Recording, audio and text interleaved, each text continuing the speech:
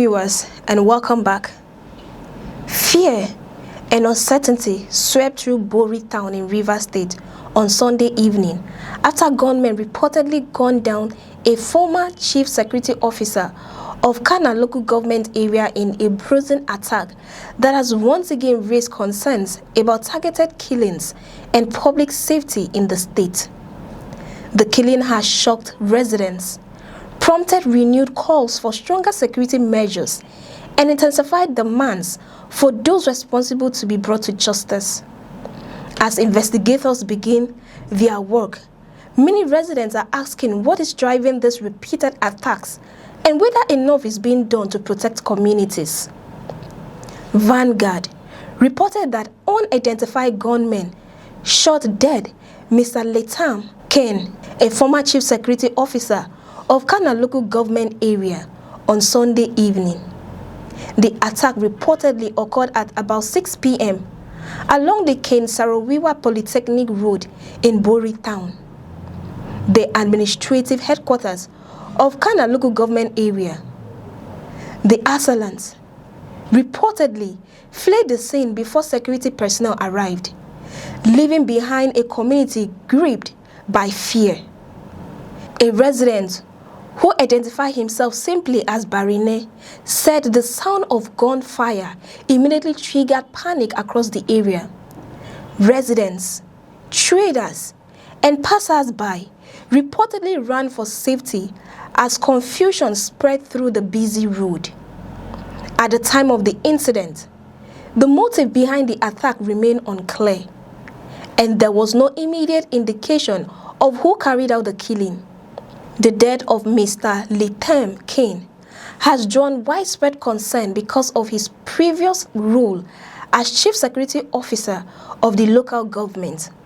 Although he was no longer serving in that position, his killing has raised fresh questions about the security situation in Kana local government area and the increasing frequency of violent incidents reported in parts of Rivers State.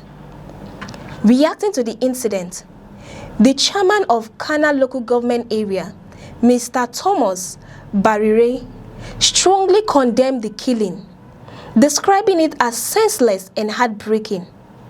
In a statement issued by the Director of Press and Public Communications, Barry Nemana, the council chairman expressed deep concern over the continued loss of lives within the local government and called for decisive action against those responsible.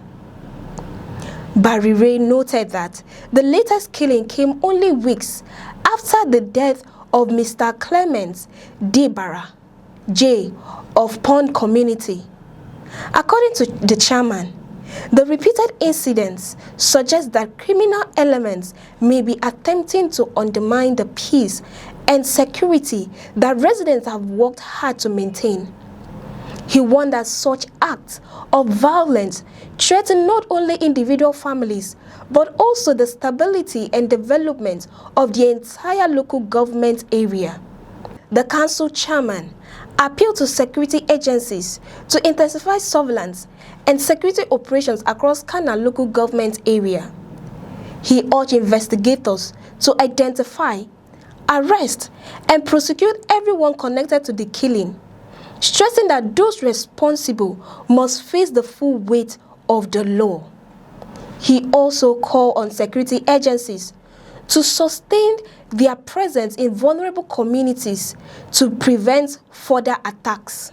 Barire extended his condolences to the family of the late Letam Kane, describing his death as a painful loss for the community.